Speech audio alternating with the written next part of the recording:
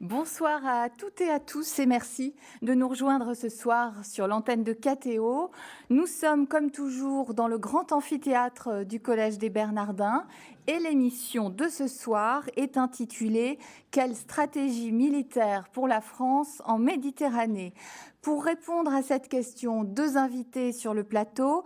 Amiral Pierre-François Forissier, bonsoir. Bonsoir. Vous avez été chef d'état-major de la Marine de février 2008 à septembre 2011. Vous êtes aujourd'hui président de la société Marine Firmini, entre autres activités, bien sûr. Deuxième invité de la soirée, Antoine Assaf. Bonsoir, monsieur. Bonsoir. Vous êtes écrivain, philosophe, docteur ès-lettres, conseiller politique et capitaine de frégate de réserve. Vous êtes l'auteur de plusieurs ouvrages, dont celui-ci, qui est bien volumineux, qui était paru aux éditions du Rocher, et qui évoque l'opération Harmattan, dont nous allons parler ce soir, entre autres éléments. Et vous parlez également du porte-avions Charles de Gaulle dans cet ouvrage. Il était paru il y a un an à peu près, c'est ça. Alors, pour répondre à cette vaste question de la stratégie militaire française en Méditerranée, il faut d'abord, avec vous deux, revenir sur ce qu'est cet espace. La mer Méditerranée est bordée par 22 États qui représentent une population de 500 millions de personnes. Et depuis janvier 2011, eh bien, une véritable onde de choc partie de Tunisie s'est propagée dans les pays du sud du bassin méditerranéen, à travers, bien sûr, les événements du printemps arabe que certains observateurs préfèrent nommer réveil arabe.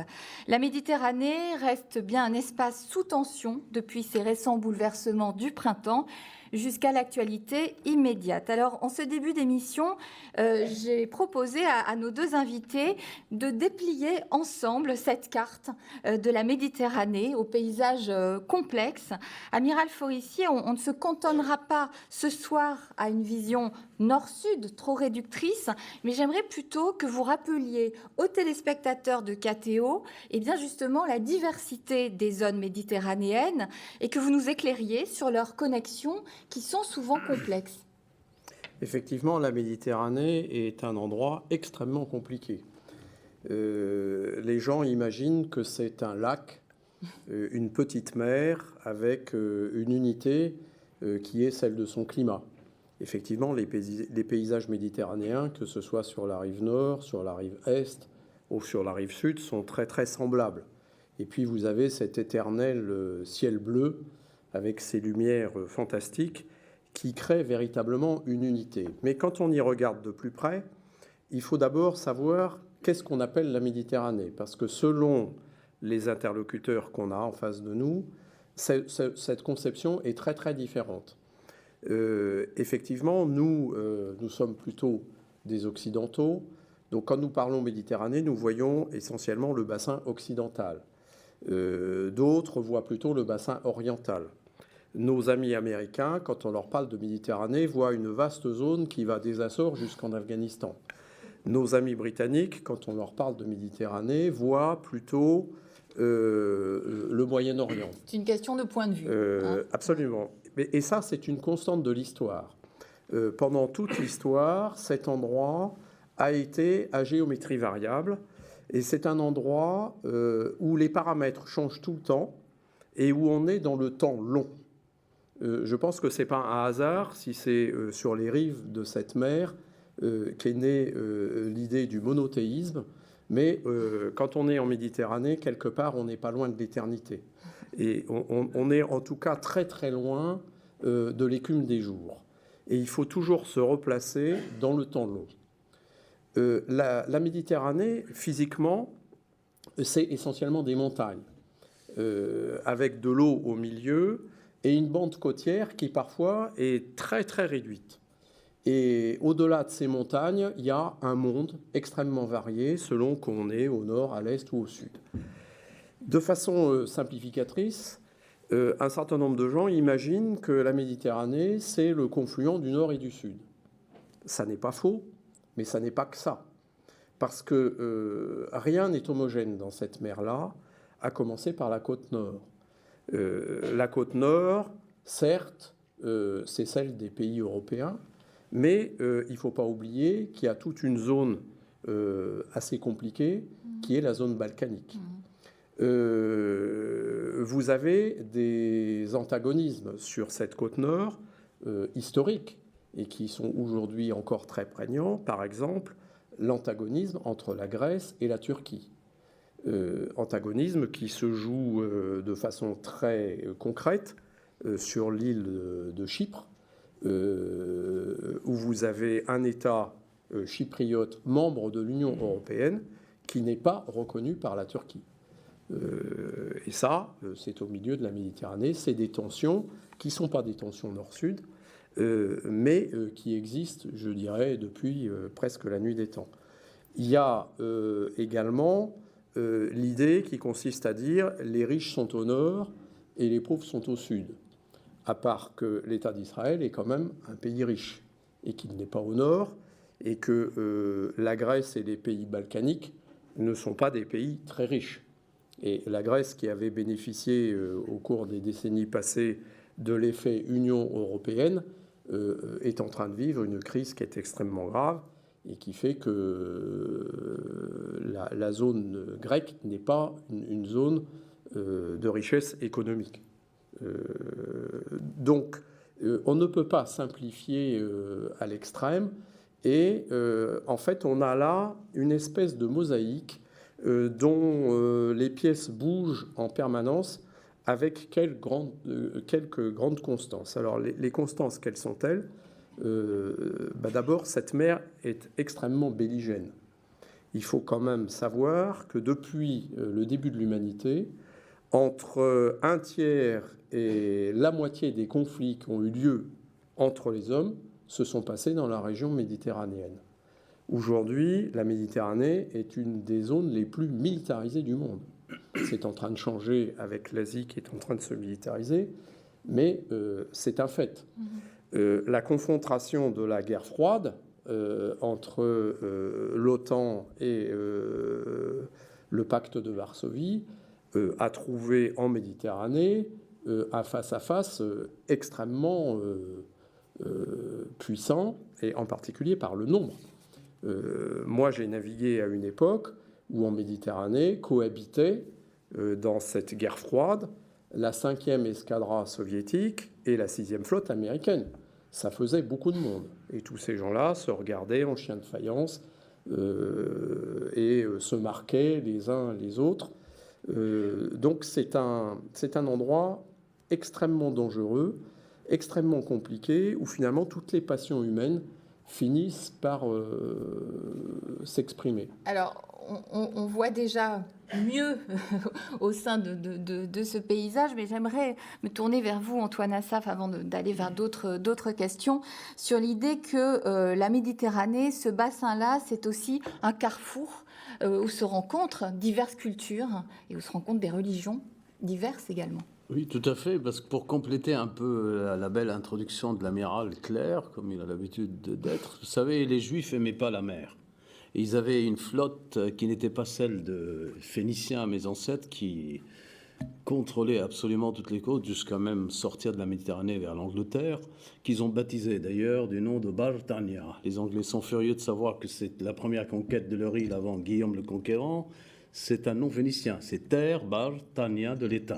Et la grande a donné son nom à la petite, qui est grande à sa manière, de toute façon. Et les Philistins, qui ne sont pas les ancêtres justement des Palestiniens d'aujourd'hui, les Philistins, qui est un peuple maritime du XIIe siècle avant Jésus-Christ, étaient le premier à appeler cette mer des Philistins, avant la Méditerranée. Puis progressivement, quand les Phéniciens ont conquis les côtes, ils ont dit, mais voilà une mer, comme ils naviguaient proche des ports, qui est au milieu de la terre, d'où Medius Terra Mer, a donné Méditerranée, terre au milieu de la terre. Puis progressivement, les Romains arrivent, agacés, jaloux du génie des Carthaginois, ils veulent absolument la détruire, ils l'ont détruite, tant pis ou tant mieux pour la civilisation, ça, ils ont appelé cette Méditerranée lac romain. Et à partir du moment où ce lac romain et Rome elle-même, de païenne, est devenue chrétienne, c'est là où la Méditerranée est devenue une puissance telle que l'effort maritime jusqu'aux mêmes croisades. Voyez-vous. Les croisés ont évité un peu de venir trop par mer parce qu'ils avaient trop de choses à transporter, surtout quand Aliénor d'Aquitaine est arrivé avec toute sa garde-robe.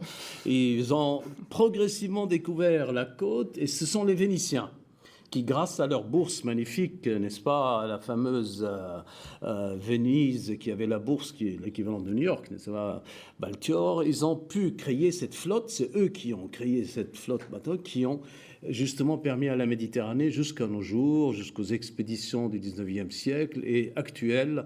Et moi, j'ai été fasciné, l'amiral le sait très bien, comment pendant la guerre du Liban, là, à partir de 2005, la flotte de la Finule s'est créée finalement. L'amiral Mann était un des premiers, puis un amiral italien, puis aujourd'hui, vous avez une flotte allemande, et les Allemands sont à la côte, et puis vous avez une flotte réellement européenne. Ça, c'est pour vous dire que c'est parti quand même de cet enracinement ancien des peuples sémites. Parce que le peuple sémite, et les Arabes surtout, sont de l'Arba. Et l'Arba, c'est le désert. Donc les Maghrébins, les Phéniciens et les Égyptiens ne sont pas des vrais Arabes. Les vrais Arabes sont en Arabie Saoudite, parce qu'il y a l'Arba. Et la mer qui est sortie là a créé justement au centre de civilisation, d'où sont parties les religions sémites, juives, la plus ancienne, chrétienne, et puis s'est ajouté au 7e siècle, en plein empire de Byzantins, n'est-ce pas, la musulmane, flotte musulmane qui n'est devenue forte qu'avec la bataille de Lépante, qui d'ailleurs a fini par la victoire de Jean d'Autriche et de... Voyez-vous, et là, à partir de cette mer, on peut comprendre comment les trois religions qu'on appelle monothéistes, même s'il n'y en a qu'une seule, n'est-ce pas, se sont épanouies dans l'art média. Alors, on sent mieux cette superposition. Justement, vous avez fait appel à l'étymologie, vous avez cité des mots, et ça, c'est important pour comprendre qu'il y a superposition également dans ce lieu-là des cultures. Mais j'aimerais, avant d'avancer plus concrètement vers des faits d'actualité, revenir avec vous sur un point, amiral.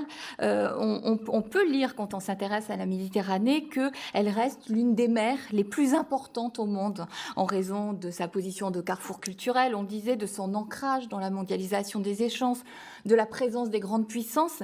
Mais vous, amiral Forissier, vous évoquiez en préparant cette émission une thèse selon laquelle la Méditerranée, à un certain moment, n'a plus été perçue comme le centre du monde. Voilà, alors j'aimerais que vous reveniez sur cette vision-là. Oui, absolument, merci de l'évoquer. C'est une idée que je ne suis pas le seul à partager, qui est la bascule du monde. En fait, depuis l'origine de l'humanité jusqu'en gros la Renaissance, le monde, c'est la Méditerranée. Ça commence par les Égyptiens, ça continue par les Grecs, les Romains unifient, puisque c'est la seule période où la Méditerranée a été unifiée, c'est les 2 siècles de l'Empire romain. Et puis après, l'Europe prend son envol et la chrétienté se développe, s'oppose, il y a le schisme d'Orient, l'islam apparaît, mais la vie du monde se passe autour de la Méditerranée. À partir de la Renaissance, avec l'époque des grandes découvertes, la Méditerranée reste le cœur du monde, mais elle n'est plus le monde. L'histoire se passe en dehors de la Méditerranée et on va découvrir le reste de la planète et en particulier le Nouveau Monde. Le Nouveau Monde qui est exploité au profit des puissances européennes et on connaît le fameux partage du monde entre l'Espagne et le Portugal. Tout ça, c'est le monde méditerranéen. Mais cette espèce d'élargissement finit par provoquer le basculement du monde. Et c'est comme les dérives des continents, petit à petit, le centre de gravité se déplace insensiblement, mais il se déplace. Et dans l'analyse que j'en fais, pour moi, la bascule définitive, celle qui est en train aujourd'hui de nous apparaître au grand jour, c'est la Deuxième Guerre mondiale qui le fait avec la guerre du Pacifique. Lorsque vous rencontrez un Américain et que vous lui parlez de la Deuxième Guerre mondiale, pour la grande majorité d'entre eux, ils vous parleront de Pearl Harbor, dont il faut comprendre que ça a été pour l'Amérique un traumatisme épouvantable, et de la guerre du Pacifique, qui a été pour eux la Grande Guerre. Nous, évidemment, nous évoquons la guerre en Europe, où certes l'Amérique a tenu une très grande part, mais dans la stratégie mondiale américaine, la guerre en Europe n'était qu'un sous-produit. Et en fait, la guerre en Europe, pour eux, c'était le containment de la future puissance soviétique, dont ils avaient bien compris qu'à l'issue de la guerre, elle allait prendre une vitesse supérieure, et en particulier grâce aux conquêtes qu'elle avait faites sur le territoire européen. Et aujourd'hui, nous sommes arrivés, je pense, à la bascule définitive. Pour la première fois de son histoire, l'Amérique a un président qui est né dans le Pacifique et qui a ses racines à Hawaï et qui va y passer ses vacances et qui pense Pacifique.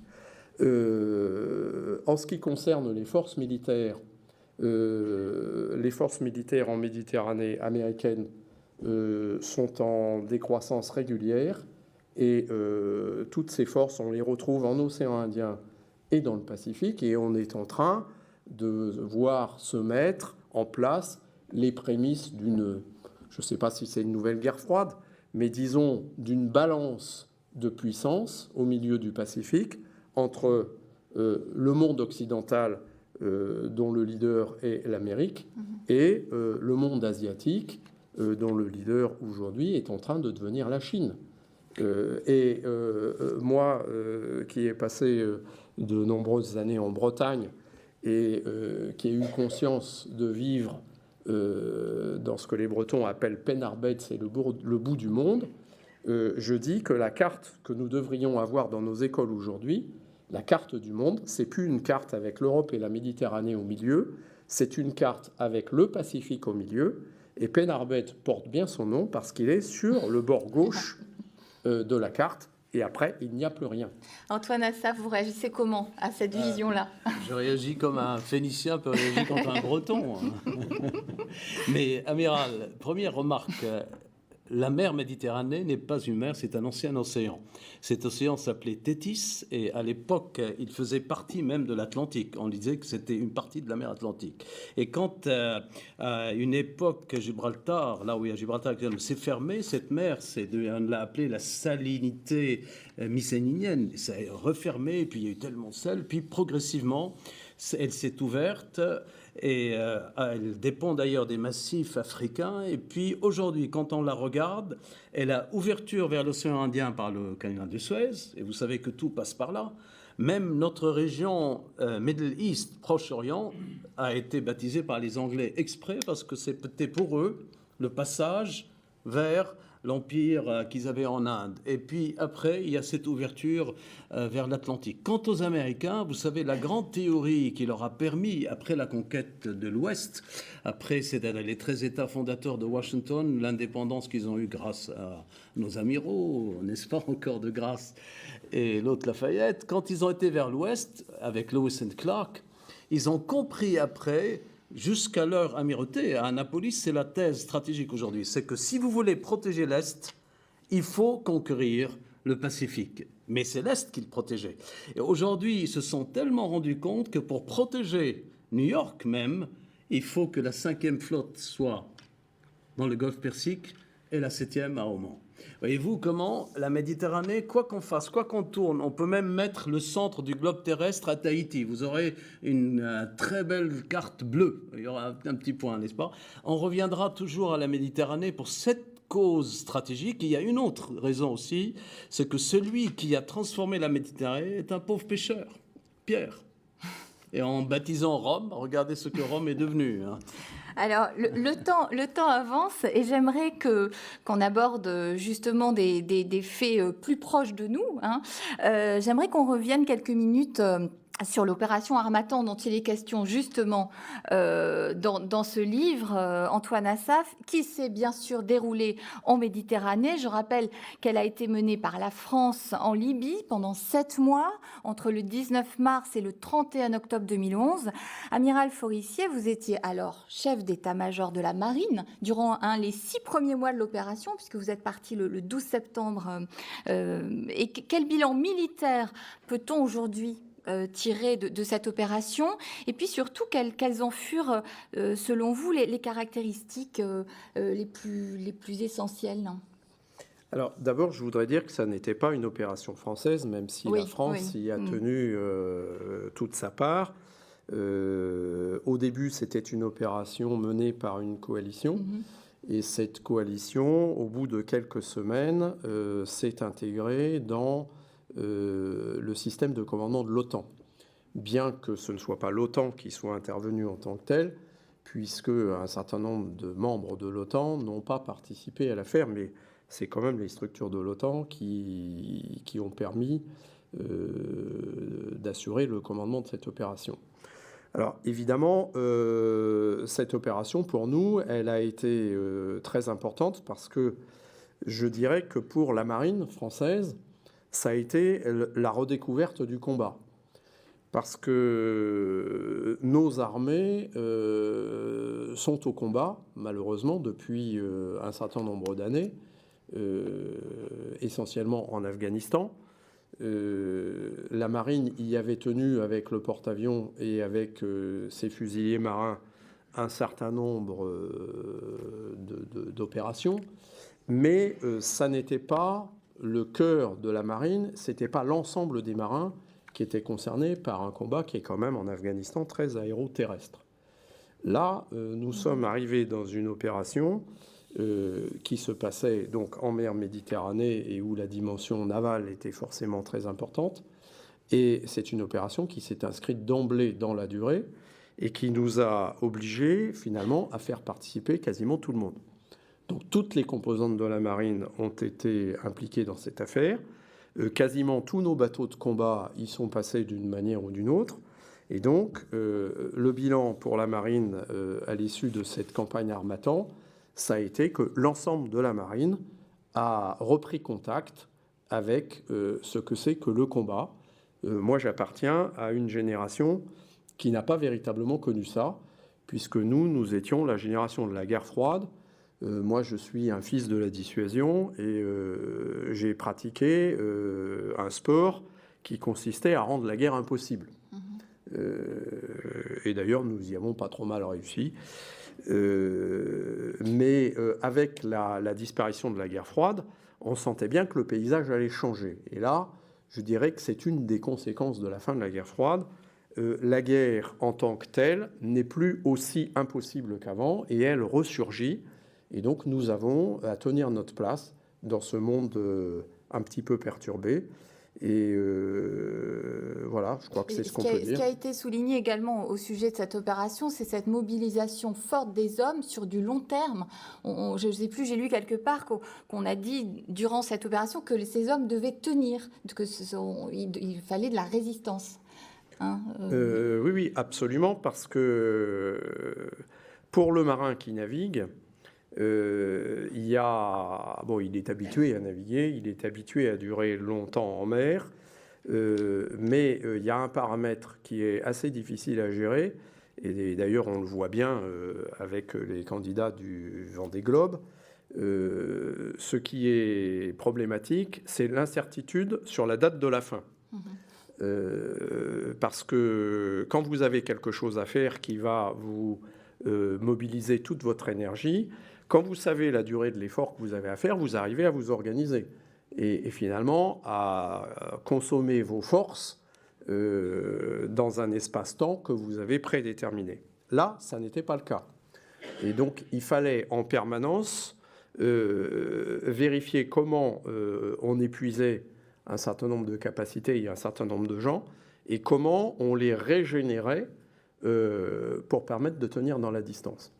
Et en particulier, puisqu'on parle du porte-avions, le problème du porte-avions, c'est qu'il est tout seul et qu'il ne peut pas être relayé par un autre. Donc le porte-avions, il avait ce challenge, c'est qu'il fallait qu'il dure aussi longtemps que nécessaire. Et ça, ça nous a un petit peu fait travailler, puisque pour les gens qui ne connaissent pas notre organisation, les armées ne sont pas chargées de la conduite des opérations. La conduite des opérations sont gérées au niveau interarmé par l'état-major des armées. Moi, en tant que chef d'état-major de la marine, mon boulot consistait à mettre à la disposition du chef d'état-major des armées des moyens capables d'opérer. Mais ce n'est pas moi qui organisais, qui conduisais les opérations. Et donc mon souci pendant toute cette campagne a été en permanence, ne sachant pas combien de temps ça allait durer, d'organiser justement les rotations qui étaient nécessaires à l'intérieur de ma maison pour que le décideur politique et son bras armé, qui était l'état-major des armées, puissent disposer en permanence des moyens nécessaires.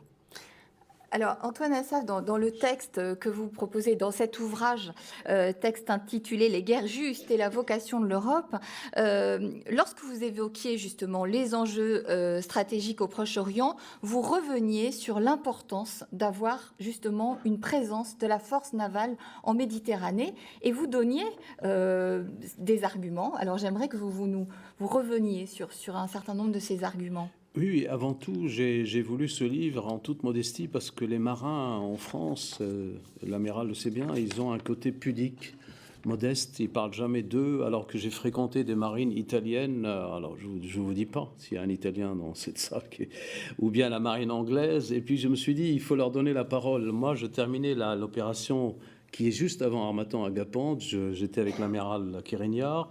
L'Harmattan commençait, je voyais ces hommes et j'ai voulu absolument faire appel à eux pour qu'ils témoignent. Ils témoignent, ils donnent surtout au monde quelle est la force morale, cette manière d'être qui leur permet d'obéir, même s'ils ne sont pas d'accord, à moins de démissionner de la marine, et d'aller jusqu'au bout d'une opération qui, techniquement, sur le Charles de Gaulle, vous avez les plus hautes inventions scientifiques du monde, ce sont tous des ingénieurs, des hommes, et j'ai toujours été sidéré par cette pudeur et modestie. Donc l'amiral a parlé, Coindreau, puis je suis revenu à leur mémoire, et puis je me suis donné la parole comme je le fais d'habitude à bord des bateaux, c'est-à-dire que le conseiller politique explique en toute liberté une cause, l'amiral l'entend, il tient compte, mais il n'est pas là pour jouer le marabout. Et dans cette conclusion, après avoir vu les hommes agir, je me suis rendu compte que finalement, cette présence, j'ai déjà vécu l'opération Balliste, quand ils ont évacué plus de 13 000 franco-libanais. Ah, bien sûr. Et sans la présence française entre Beyrouth et Chypre, ces 13 000, bien sûr, n'auraient pas pu être faits. Et si vous revenez dans l'histoire de la Méditerranée, la présence d'une flotte au temps de Saint-Louis, parce qu'elle l'a suivi, cette flotte, en 1248, est préparée par n'importe qui. Et il est arrivé en 1244, il y avait déjà un moine. Les grands diplomates, d'ailleurs, ils le resteront au Vatican, les nonces apostoliques. Guillaume de Rubruck, c'est lui qui a préparé la scène, il est arrivé, et il a protégé cette côte. Le royaume de Jérusalem allait de Jérusalem jusqu'à Beyrouth. Savez-vous, le royaume qu'on appelle Jérusalem, Saint-Louis s'est rendu compte que la France était là, c'est-à-dire en 1248, que les Bretons me le permettent, les chrétiens libanais étaient 3 siècles français avant les Bretons, un siècle après les Normands, en toute modestie. Et les croisés, pour garder cette flotte présente, ils ont fait quelque chose d'extraordinaire. Ils ont dit, on ne touche pas au cèdre des dieux, ce que les Turcs vont faire largement, ni de Salomon, on va planter la forêt des pins. Et la forêt des pins aujourd'hui entoure l'ambassade de France, le palais du XIVe siècle extraordinaire, pour entretenir la flotte, tellement c'était important. Puis après, si je fais un saut plus grand après la bataille de Lépante, l'expédition française de Napoléon III, qui à mon avis est un génie stratégique. Et puis son impératrice n'est pas n'importe qui, à mon avis. Ils ont tout compris. C'est qu'il s'est dit il faut protéger ces minorités chrétiennes d'Orient sans faire la guerre au sultan. Il a eu cette idée du royaume arabe et que finalement, il faut créer une conciliation. C'était les premières négociations qui est nécessaire à la Syrie aujourd'hui. Au lieu d'envoyer des rebelles, qu'il y ait des massacres, Napoléon III a prévenu le sultan. Il dit « j'arrive », mais il avait quand même des sacrés alliés. Il y avait Nicolas Ier, n'est-ce pas? Et ils ont créé cette flotte qui a permis à tous les chrétiens d'Orient d'être protégés. Et ça s'est répété à la Première Guerre mondiale. L'amiral Pivet est arrivé prendre tous les rescapés arméniens en 1910 et les ramener au Liban, les protéger. Et c'était encore la marine française. Et il y a eu aussi à la Deuxième Guerre mondiale, jusqu'à la guerre de 4-23, avec le Clemenceau, commandé par l'amiral Odo d'Inville, qui est venu ici, et puis jusqu'à Balliste, etc. Ouais. Et ça continue dans le même esprit, parce que la Méditerranée est une présence, d'une certaine façon, spirituelle. Les Juifs ont raison de dire que dans les mers, il y a des obscurités, des mystères. D'ailleurs, c'est le lieu des mystères pour eux. Ce n'est pas des grands marins, même s'ils ont la plus grande flotte aujourd'hui au large de leur pays. Et alors, en philosophe, vous revenez justement sur cette idée de guerre juste. Et j'aimerais que vous nous disiez tous les deux en quoi, finalement, cette guerre a été juste. Alors, je ne sais pas qui veut prendre la parole. Clairement, l'engagement français dans cette affaire, c'était pour éviter la prise de Benghazi et les choses extrêmement désagréables qui étaient en train de s'y préparer. Et en fait, on ne savait pas exactement comment les choses allaient tourner. Ça faisait un moment que le sujet était sur le tapis. En fait, moi, vu de ma petite lorgnette, j'avais commencé à m'inquiéter sérieusement lorsque le printemps arabe s'était développé en Égypte. Parce qu'à l'époque, mon porte-avions était en océan Indien, il travaillait au large de l'Afghanistan, et quand il se passe des événements dramatiques en Égypte, la question qu'on se pose, c'est quid du canal de Suez? Et donc, une des questions qu'on se posait, c'était de se dire, et si jamais on ne peut plus passer par Suez, qu'est-ce qu'on fait? Et donc, on a regardé ce qui se passait. On a vu que finalement, les risques sur le canal étaient relativement limités. Mais malgré tout, dès qu'on a pu passer le canal de Suez, on l'a passé en se disant, si de toute façon, nous avons à travailler dans cette région, c'est bien à partir de la Méditerranée qu'il faudra travailler et pas à partir de la mer Rouge. Et donc le porte-avions est rentré en Méditerranée et a rallié Toulon.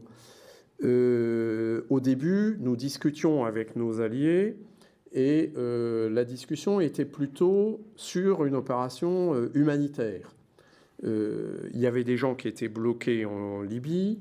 Tout le monde cherchait à évacuer ses ressortissants. D'autres cherchaient à évacuer les gens qui avaient besoin d'être évacués. Et nos partenaires nous parlaient d'opérations humanitaires. D'ailleurs, on a commencé comme ça. Finalement, ça ne s'est pas produit comme ça avait été programmé, mais un de nos bâtiments de projection et de commandement est intervenu dans l'ouest de la Libye pour venir chercher des réfugiés. Et en fait, quand il est arrivé, les réfugiés avaient pu être rapatriés par d'autres moyens. Finalement, ça ne s'est pas produit. Mais on suivait la situation et on voyait bien que la situation se dégradait et que en plus, le régime que l'on connaissait, on le connaissait bien d'ailleurs, faisait peser sur sa population une menace de plus en plus grande. Et c'est bien la raison pour laquelle, au départ, il a fallu marquer un coup d'arrêt et que ce coup d'arrêt a été marqué par une opération aérienne. Parce que là, on parle de la marine, mais il ne faut pas oublier que cette opération elle a été menée par l'ensemble des armées françaises et que chacun y a pris sa part. Donc la première frappe a été faite par l'armée de l'air française qui a stoppé net l'avancée vers Benghazi et qui finalement a empêché Benghazi de tomber. Et puis après, on s'est organisé pour aider les Libyens à régler eux-mêmes leurs problèmes. Alors c'est là où les choses se sont un petit peu plus compliquées parce que les combattants libyens sont des gens qui ont l'habitude de vivre chez eux et n'avaient pas cette culture que nous avons de conquête militaire. Et donc les gens de Benghazi, c'est la Cyrénaïque, ne voyaient pas l'intérêt d'aller s'engager en Tripolitaine. D'ailleurs, historiquement, les gens de Cyrénaïque et les gens de Tripolitaine, ils ont été rassemblés dans cet État qui est la suite de la décolonisation, mais ils n'ont pas énormément de choses en commun. Donc, les gens de Benghazi défendaient Benghazi, Benghazi avait été protégé, c'était bien pour eux. Le problème des Tripolitains, c'était le problème des Tripolitains. Et nous avions imaginé qu'on pourrait accompagner un mouvement. Ce mouvement n'a pas eu lieu. Et donc, ce sont finalement les gens de Tripoli qu'on a réussi à aider et qui ont fait basculer les choses du côté de Tripoli. Et ce ne sont pas les mêmes. Et tout ça s'est installé donc dans la durée. Et justement pour conclure sur l'engagement interarmé, à un moment donné, il a fallu, puisque pour des raisons politiques bien compréhensibles, on ne voulait pas s'engager au sol avec des troupes terrestres, on a engagé l'armée de terre à l'aide de ces hélicoptères qui ont fait un travail absolument fantastique à partir des bateaux de la Marine nationale. Antoine Assaf, votre réponse peut être assez brève parce qu'on va parler d'autres sujets sur cette idée de guerre juste, justement, à ce moment-là, et puis sur l'idée d'intervenir aujourd'hui, parce que l'actualité continue à avancer dans d'autres contextes et dans d'autres pays. Et pour aller vite, il n'y a qu'une définition de la guerre juste. Les philosophes se sont mis à l'époque médiévale, et heureusement qu'il y a eu un autre moine, saint Thomas d'Aquin, pour dire à Saint-Louis, la guerre juste, c'est celle qui arrête l'injustice. C'est pas celle qui, au nom de Dieu, qui devient sainte. C'est pourquoi le Vatican a toujours été contre, justement, de donner cette théologie. Elle arrête l'injustice. Alors, dans le cas d'Harmattan, il y avait une injustice. Il a menacé de massacrer Benghazi, et quand quelqu'un comme Kadhafi menace, il passe à l'action. Donc la France a décidé. Mais là, il y a l'action de guerre, mais il y a l'action stratégique globale qui a permis à la France d'intervenir, parce qu'on peut dire que la grande puissance des États-Unis, ils ont permis, bien sûr, à travers les forces OTAN, ils ont voulu que la France s'engageât. Et puis Sarkozy, en tant que président à l'époque, a accepté avec son courage, sa fougue, en engageant, bien sûr, les pays arabes, les Qataris et d'autres. Ils ont sauvé Benghazi. Maintenant, ce qui se passe après, est-ce que le Charles de Gaulle, la marine française, vont conquérir la Libye comme ça s'est passé après la phase du bombardement d'Alger en 1830? On a arrêté les invasions barbaresques qui arrivaient, je vous signale, jusqu'à Erquy. Donc il fallait absolument sauver les Bretons d'Erquy. Et ils ont été arrêtés. Puis après, il y a eu, après Bugeaud, la conquête jusqu'à Louis-Philippe, puis jusqu'à la guerre d'Algérie, et ça, c'est autre chose. Mais si vous parlez, par exemple, aujourd'hui, pourquoi la France n'intervient pas en Syrie pour sauver ceux qui sont massacrés? Je sais que ça a été un sujet de conversation pour vous récemment à Rome, cette question. Bien sûr, avec Monseigneur Torrent et les cardinaux qui sont en tenue presque militaire, mais devant l'Éternel, ils sont inquiets parce que les chrétiens minoritaires sont menacés, il y a des massacres, personne n'intervient. Alors, dans le cas de Kadhafi, la Russie n'était pas là. Et la Russie de Poutine n'est pas une Russie uniquement KGBiste, etc. Au contraire, c'est une Russie qui ressuscite la vieille Russie de Nicolas Ier. C'est-à-dire, il considère qu'à partir de Tartous, Latakia, en descendant les côtes jusqu'à la Terre Sainte, Poutine doit protéger ses intérêts et même les orthodoxes qui sont en Terre Sainte et les orthodoxes qui sont en Syrie. Vous savez, les liens, moi j'ai vu à Moscou, à Saint-Pétersbourg, de mes yeux, les étudiants, les boursiers qui arrivent, qui sont orthodoxes, chrétiens, que la Russie protège aussi.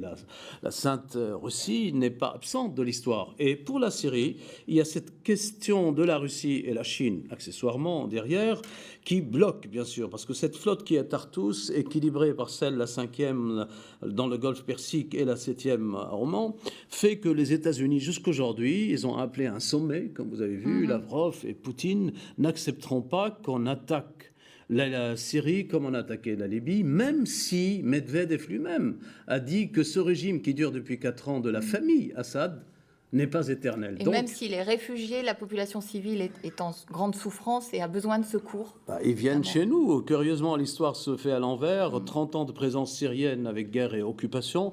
Maintenant, il y a beaucoup. On atteint presque 700 000, 800 000. Les ministres libanais disent au secours. On ne peut pas. Un pays qui a 3 millions, donc ils reviennent au Liban. Et le Liban est divisé sur ce point. Ceux qui l'appuient, ceux qui ne l'appuient pas. Donc il y a la question stratégique qui vient à côté de la guerre théologique, juste ou pas juste, et les moyens que peuvent se donner la France dans ce cas. Justement, je voulais rappeler que cette soirée, elle est organisée en collaboration avec le département ici au Collège des Bernardins de recherche Société, Liberté, Paix. Et j'aimerais vous poser une question peut-être très naïve sur faut-il être optimiste, pessimiste justement pour l'avenir de la paix en Méditerranée et comment intégrer finalement le fait militaire dans cette marche vers la paix aujourd'hui. Alors, je ne sais pas qui de vous deux a envie de commencer. La paix, tout le monde y aspire, d'une manière ou d'une autre. Simplement, les conditions pour la réaliser sont difficiles à réunir. Je vous rappelle qu'à la fin du siècle dernier, dans les années 90, on a espéré l'arrivée enfin de la paix dans cette région et en particulier au Moyen-Orient. Et puis les choses se sont dégradées essentiellement après les attentats du 11 septembre. Mais l'aspiration à la paix, elle est omniprésente. Et il faut bien regarder que finalement dans cette région, le point de focalisation, c'est le conflit israélo-palestinien. Et donc tant que la communauté internationale n'aura pas trouvé de solution pour résoudre ce problème... Qui vient gangréner finalement tout le... Oui, parce que en fait, tout ce qui se produit autour de la Méditerranée a toujours en toile de fond cette confrontation israélo-palestinienne qu'on peut regarder d'ailleurs selon l'époque et selon les circonstances sous différents prismes. Mais ça reste quand même un point de focalisation. Ceci étant, petit à petit, les choses évoluent et ce conflit ne sera pas éternel. D'ailleurs, il y a quelque chose, moi, qui m'a frappé et que je voudrais partager avec vous ce soir, c'est qu'il y a quelques mois, alors que c'est passé dans un bruit de fond totalement inaperçu, M. Netanyahou, parlant de l'Iran, a dit « Si les choses tournent mal, je n'hésiterai pas à appuyer sur le bouton ». Je ne sais pas si vous mesurez bien la portée de cette déclaration. Ça veut dire que pour la première fois, il a dit qu'il avait un bouton. Tout le monde sait que l'État d'Israël est une puissance nucléaire potentielle, mais elle n'est pas déclarée en tant que telle. L'Iran, pour les raisons que l'on sait, cherche à rentrer dans ce club. Et moi, j'ai l'impression que petit à petit est en train de se mettre en place l'équilibre qu'on a connu, nous, en Europe, du temps de la guerre froide, entre le bloc soviétique et le bloc occidental, qui étaient très, très armés d'un point de vue nucléaire, mais qui ont réussi à se parler. Parce que, justement, lorsqu'on a rendu la guerre impossible entre soi, c'est ça l'effet de la dissuasion, eh bien, à ce moment-là, on crée les conditions d'un dialogue. Alors, ce n'est pas le dialogue parfait, c'est pas la paix absolue dont on rêve, mais ça permet de faire avancer les choses. Et moi, je pense que petit à petit, les choses vont se décanter. Et d'ailleurs, si vous remarquez ce qui s'est passé récemment à Gaza, lorsque l'ensemble des dirigeants arabes sont venus pour soutenir les gens de Gaza dans leurs opérations contre Israël, les seuls qu'on n'a pas vus, ce sont les Iraniens, qui se sont bien gardés de mettre le doigt là-dedans et qui se sont bien gardés de faire monter la pression vis-à-vis d'Israël. Et donc je pense que là, ça va être compliqué, ça va être long, il y aura des soubresauts, mais moi, sur le long terme, je suis optimiste et je pense que la région se pacifiera. Antoine Assaf, sur cette question de la paix et de son avenir. Vous savez, quand le grand Saint-Augustin, qui est de la région d'ailleurs, est un berbère d'Agaste, parlait en latin, ils écrivaient tous en latin, et il a dit que c'était la tranquillité de l'ordre, la paix. Même un couple normal, je parle, un homme et une femme, ils passent leur vie à chercher cet ordre, la tranquillité de l'ordre. Je parle des couples que je connais, je ne parle pas de ceux que Taubira est en train d'inventer, qui est une recherche plus difficile de la tranquillité du désordre. Alors, si elle arrive à chercher une tranquillité dans le désordre, j'irai à pied en Guyane et je traverserai l'Amazonie. Mais le grand problème de ce que l'amiral a évoqué... Vous engagez publiquement, attention. Mais oui, c'est une belle femme. En plus, quel tempérament. Il lui faut 10 députés au petit-déj, 10 au déjeuner, 10 au soir. Ce qui nous rappelle au cannibalisme. C'est un autre problème. Donc sur l'avenir de la paix, parce que je crois qu'on dérive. Le 11 septembre arrive. Les Américains ont répondu, et ce grand mot de Bush extraordinaire, quand il a dit dans la Maison Blanche « We are less innocent than yesterday ». Les Américains, nous sommes moins innocents qu'avant. Ils ont fait 5 guerres, indépendance, civile, mexicaine, première et deuxième guerre, cubaine, vietnamienne, tout ce que vous voulez, et il est moins innocent que dalle. Il a dit voilà l'Afghanistan. Elle a abouti à quoi? À la conclusion de Petraeus, chef d'état-major des armées, qui maintenant a un problème avec une jeune Libanaise. Elles sont belles, je le comprends, mais sa conclusion était juste. Il a dit on ne peut pas se battre 50 ans dans ce pays, dans les montagnes, avec des kalachnikovs. Il faut trouver une solution. Et quelle était sa solution? Créer le dialogue avec les chefs islamistes. Ils ont voulu appliquer cette règle en Irak. Bien sûr, il y a des dégâts, les chrétiens partent, les Kurdes veulent leur indépendance, mais ils ont créé un parlement à la libanaise, c'est-à-dire des talibani, des Kurdes, des sunnites, des chiites qui se succèdent. Mais il y a un danger réel. Nous sommes passés au Liban. Bush est le premier à avoir libéré le Liban en une semaine. En 2005, il a dit à Assad, vous demandez 48 mois pour faire sortir 30 000 soldats, il y a à peine 60 km entre Beyrouth et Damas, je vous donne une semaine. Il l'a exécuté. Vous passez après à tous les pays arabes. Clinton, avec sa dernière politique, ils se sont dit, donnons une chance à la nouvelle génération, surtout que c'est une génération diplômée des États-Unis. Morsi est un diplômé des universités américaines. Les jeunes Libyens le sont. Donc, on écarte ceux qui ont fait leur printemps à eux en 1950, Kadhafi, Nasser et le reste, qui étaient des laïcs d'ailleurs. Kadhafi, il joue avec le Coran comme vous jouez au play, il cherche les versets, il les varie, c'est pas des islamistes. Il dit, assez avec ces dictateurs, jouons notre chance avec la nouvelle génération. Le défi que je décris à l'intérieur, c'est que cette nouvelle génération est prise par des islamistes qui vivent la charia comme à l'époque médiévale, et Morsi est arrivé pour l'appliquer. Voilà les résultats. La Libye s'en inquiète. Ils vont se battre en Syrie. Et ce défi-là, il faut que les musulmans le comprennent. S'ils veulent que l'islam puisse dialoguer avec l'Occident et la modernité, il faut obéir à leur grand philosophe Ibn Khaldoun au XIVe siècle, qui leur a dit, vous devez vivre les époques historiques et évoluer avec elles. Autrement, votre islam ne peut pas ressembler à celui qu'a vécu Mahomet, sauf pour jeûner, prier. Et dans les défis que vous citez, justement, il y a celui du savoir. La raison, auquel vous faites allusion. Oui, c'est la raison humaine qui a formé l'Occident. Quand on parle de Rome, on parle de cette synthèse philosophique et les manuscrits des philosophes, je suis désolé de le dire à nos amis universitaires qui veulent débaptiser l'université, sans Rome et l'intervention des papes de Rome et des moines bénédictins à travers l'Europe, et Saint-Germain-des-Prés n'est pas loin d'ailleurs, on n'aurait pas sauvé un seul manuscrit d'aucun philosophe. Donc on serait encore des barbares raffinés à boire le thé à 5 heures, ce qui nous ramène aux Anglais.